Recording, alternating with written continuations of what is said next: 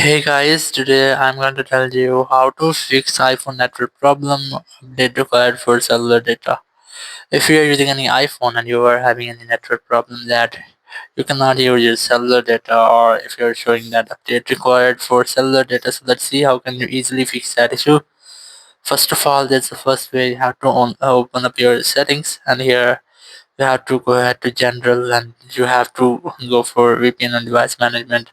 Or if you have connected any VPN, here you have to try to disconnect with your VPN.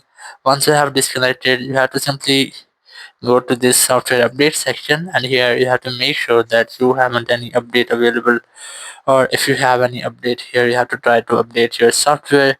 And once you have updated, it might be that your problem will be fixed. But if it doesn't, so what you have to do, you have to scroll down, go for transfer or reset iPhone, select reset network settings, and here you have to just enter your passcode. And once you have entered, all of your network setting will be resetted, and it will fix your issue. Or if you're still having this same issue, you have to make a force restart your phone.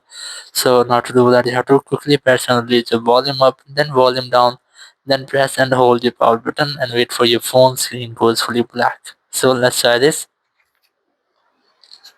You have to quickly press and release your volume up, then volume down, then press and hold the power button. And here wait for your phone until it goes fully black. And once you get the black screen, here you just have to wait for Apple logo. And once you get the Apple logo, here you have to release the button and wait for your phone until it restarts.